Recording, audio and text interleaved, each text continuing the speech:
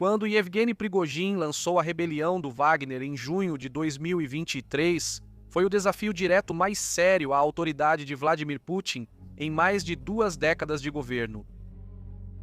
Prigozhin orquestrou uma dramática revolta armada, liderando um contingente de tropas do Wagner em uma operação ousada que resultou na captura da estratégica cidade russa de Rostov-do-Don. Essa atitude audaciosa acendeu o sinal de alerta dentro do governo russo e chamou a atenção da comunidade internacional. No entanto, apesar de seu ímpeto inicial, Prigozhin acabou decidindo não avançar em direção a Moscou, deixando muitos especulando sobre suas intenções e as possíveis repercussões de suas ações. Apenas 2 meses depois, a vida de Prigozhin chegou a um fim misterioso e abrupto, quando seu avião particular caiu em circunstâncias não esclarecidas enquanto voava entre Moscou e São Petersburgo. O incidente gerou ampla especulação e teorias da conspiração sobre a verdadeira natureza de sua morte. Neste vídeo, vamos explorar a história de Yevgeny Prigozhin, o homem que desafiou Putin e pagou o preço máximo. Bem-vindo ao Wars of the World.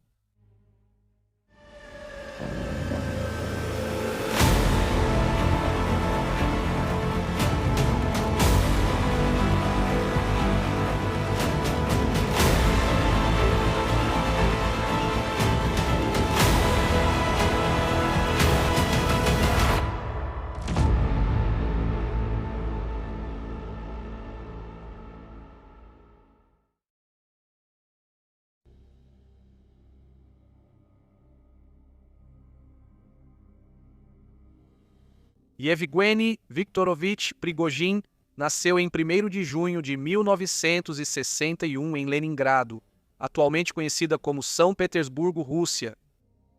Ele foi criado como filho único por sua mãe, Violeta, enfermeira de hospital, e por seu pai, Viktor, engenheiro de minas que faleceu quando Yevgeny tinha 9 anos.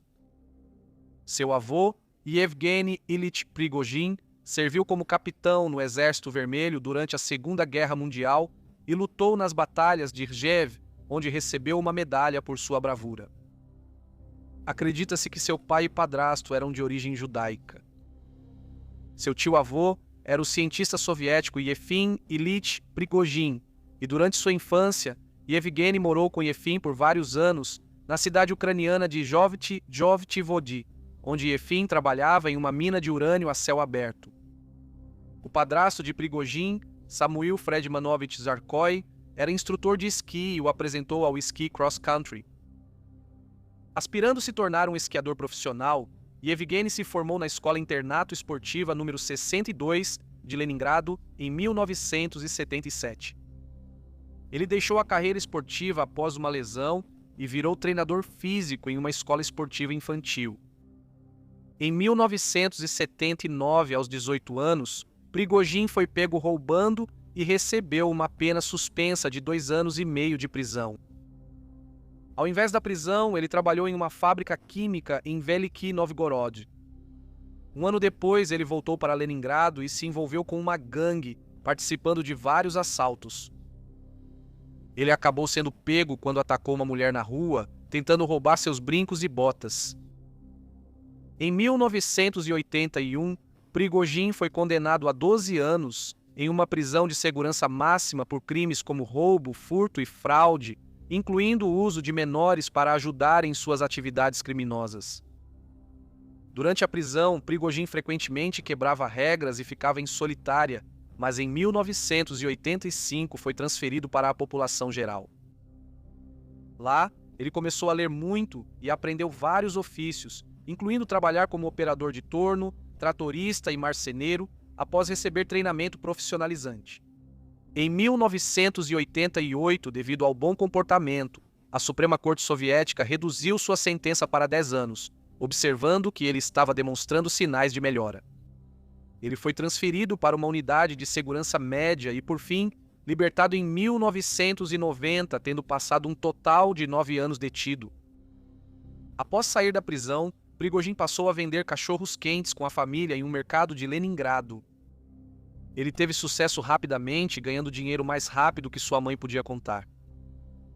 De 1991 a 1997, ele se envolveu no ramo de mercearias e se tornou coproprietário e gerente de uma rede de lojas chamada Contrast, uma das primeiras redes de mercearias em São Petersburgo. Nessa mesma época, ele entrou no setor de jogos de azar e virou CEO de uma empresa que construiu os primeiros cassinos em São Petersburgo. Provavelmente foi nessa época que ele conheceu Vladimir Putin pela primeira vez, que estava envolvido na supervisão das operações de jogos de azar. Em 1995, Prigozhin entrou no ramo de restaurantes e convenceu um colega a abrir um restaurante com ele. Eles abriram o primeiro restaurante, Casa da Alfândega Antiga, em São Petersburgo, e depois criaram o badalado restaurante flutuante Nova Ilha. O restaurante logo ficou popular entre moradores que queriam algo novo. Porém, Prigozhin rapidamente ficou conhecido por ser rigoroso com funcionários, chegando a aplicar punições físicas por baixo desempenho. Em 2001, Prigozhin serviu pessoalmente comida para Vladimir Putin e para o presidente francês Jacques Chirac, no New Island. Ele também recebeu o presidente dos Estados Unidos, George W. Bush, em 2002 e comemorou o aniversário de Putin no restaurante em 2003. Com o tempo, Prigozhin se aproximou mais de Putin. Depois, ele se separou dos sócios e focou nos próprios negócios. A Concord Catering passou a conquistar vários contratos do governo para fornecer refeições a escolas e servidores públicos. Em 2012, ele garantiu um contrato enorme no valor de cerca de 1,2 bilhão de dólares para fornecer refeições ao exército russo. Em 2012, Prigozhin havia mudado sua família para uma grande propriedade em São Petersburgo, que contava com comodidades luxuosas, incluindo uma quadra de basquete e um heliponto. Ele tinha um jato particular, um iate e ligação com outras aeronaves. Porém, ele foi acusado de práticas comerciais corruptas e teria acumulado mais de 1 bilhão de rublos ilegalmente. Um incidente notável envolveu uma empresa ligada a ele, que forneceu alimentos de baixa qualidade para escolas em Moscou, resultando em um surto de saúde em 2019. Em dezembro de 2018, uma empresa supostamente independente foi flagrada, compartilhando contatos com a Concord Catering e recebendo pagamentos por eventos no Kremlin. Essa empresa também recebeu fundos extras para outro banquete em dezembro de 2019. Devido aos seus negócios controversos, Prigozhin foi nomeado a Pessoa Corrupta do Ano de 2022 pelo projeto de reportagem sobre crime organizado e corrupção.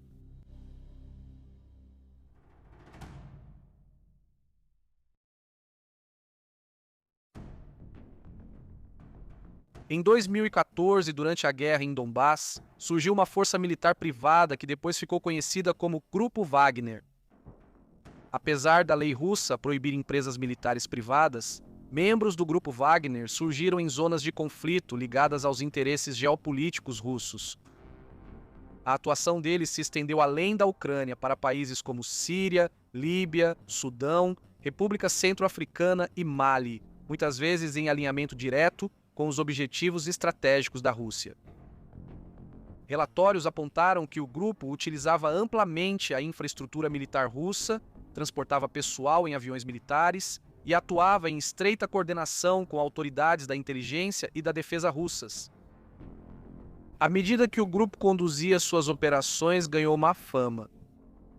Organizações de direitos humanos e governos ocidentais fizeram acusações contra os combatentes do Wagner, citando casos de tortura, execuções e outros crimes de guerra graves em vários países onde eles foram enviados.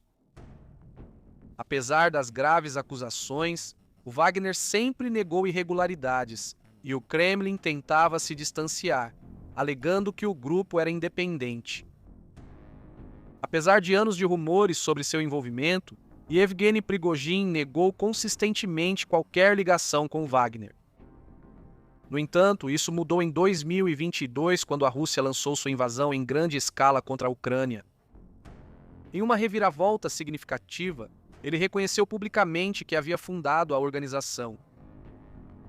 Nesse momento, o grupo Wagner já era parte cada vez mais crucial da estratégia militar russa.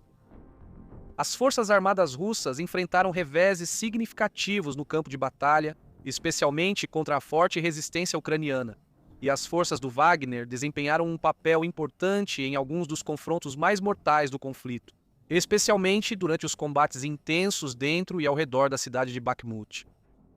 Além disso, Prigozhin recebeu autorização para recrutar detentos das prisões russas para o grupo Wagner em troca de sua liberdade. Esse acordo levou a um crescimento estimado no número de mercenários do Wagner de vários milhares para aproximadamente 50 mil combatentes até dezembro de 2022, sendo a maioria composta por condenados criminais recrutados das prisões. Durante esse tempo, Prigozhin passou de empresário enigmático a figura pública de destaque. Ele passou a surgir com equipamento de combate próximo à linha de frente, mostrando suas tropas e operações. Embora o governo destinasse recursos cada vez maiores ao grupo Wagner, a organização não tinha autoridade legal. Yevgeny Prigozhin não ocupava um cargo oficial. Ele não foi nomeado nem eleito, então, tecnicamente, não prestava contas a ninguém. Como resultado, seu exército privado operava fora dos limites da lei russa e da hierarquia militar. Essa situação levou à insatisfação dentro do Ministério da Defesa e do Estado-Maior, causando intensos conflitos entre a liderança do Wagner e o alto comando russo. Prigozhin passou a postar vídeos nas redes sociais criticando as deficiências das forças armadas russas. Ele questionou a competência dos líderes militares, acusou publicamente o ministro da Defesa, Sergei Shoigu, e generais russos de alta patente de corrupção e incompetência, alegando que negligenciavam os soldados no conflito. Seus desabafos repercutiram amplamente, mas também geraram tensões perigosas no poder russo, abalando o equilíbrio de autoridade e lealdade entre os principais líderes.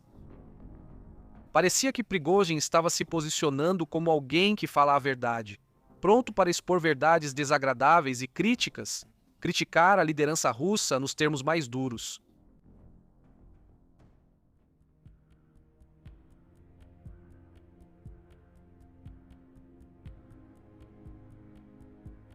Em meados de junho de 2023, o Ministério da Defesa estava cada vez mais preocupado com a influência de Prigozhin.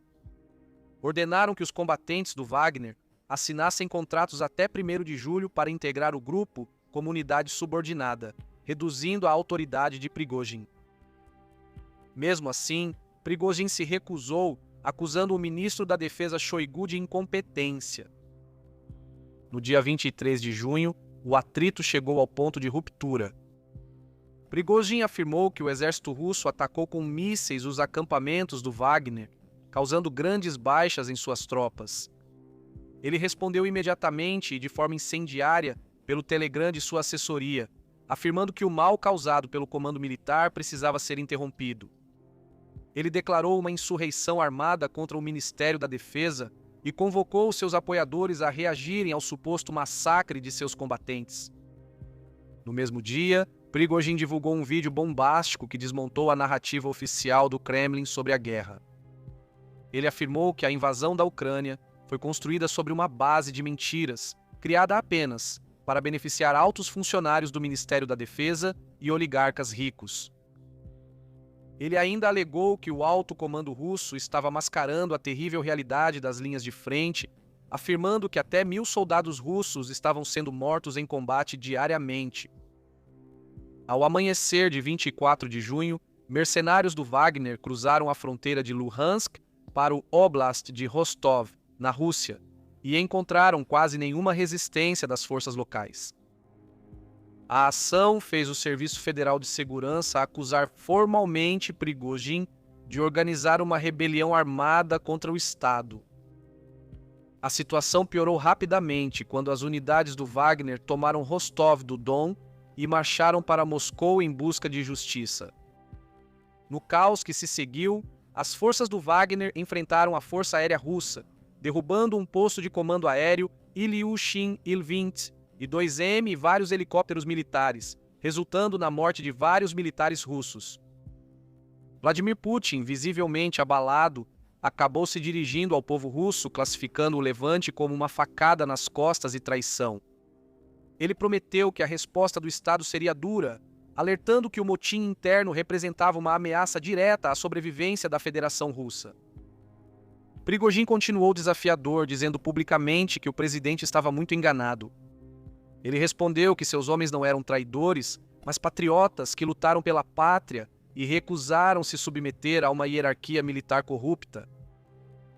Relatos sugerem que, na tarde de 24 de junho, Prigojin tentou abrir uma linha direta de comunicação com o Kremlin.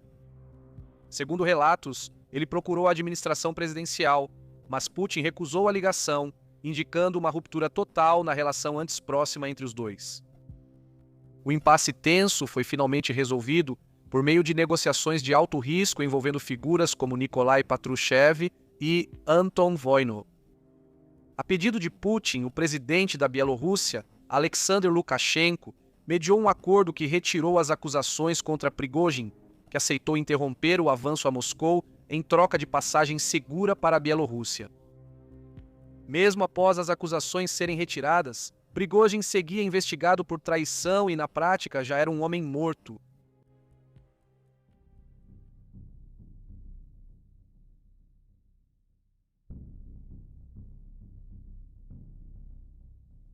Em 23 de agosto de 2023, exatamente 2 meses após o ousado desafio de Prigojin ao comando militar russo, uma aeronave privada que transportava o líder mercenário caiu ao norte de Moscou.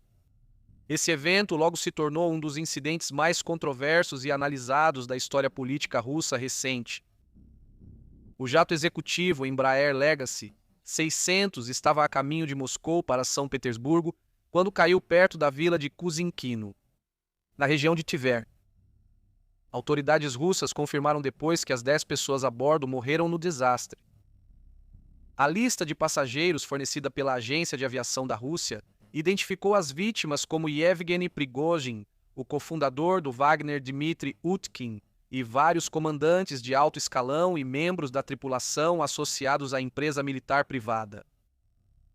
Imagens nas redes sociais mostraram o avião em descida rápida e descontrolada. Testemunhas ouviram explosões antes do impacto, mas os primeiros relatórios do governo trouxeram poucas informações sobre a causa. Em poucas horas, especulações intensas e teorias da conspiração começaram a surgir em toda a comunidade internacional. O incidente, ocorrido logo após a rebelião, foi considerado por muitos mais que coincidência. Agências de inteligência ocidentais e vários governos estrangeiros sugeriram que o desastre aéreo pode ter sido um ato deliberado e não um acidente. O Kremlin negou firmemente qualquer envolvimento, e Vladimir Putin depois expressou condolências públicas, descrevendo Prigojin como um empresário talentoso que, no entanto, cometeu erros graves ao longo de sua vida. 2 meses depois, a agência de aviação Rosaviatsia sugeriu que o acidente provavelmente foi causado pela detonação de uma granada de mão dentro da cabine. Os investigadores também disseram ter encontrado vestígios de álcool e drogas durante a investigação. Apesar disso, observadores internacionais continuaram céticos quanto à narrativa oficial.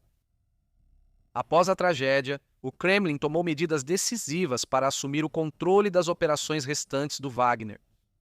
Diversos mercenários foram incorporados ao Ministério da Defesa, enquanto outros seguiram atuando no exterior sob novas lideranças leais ao Estado. Parecia que a missão havia sido cumprida.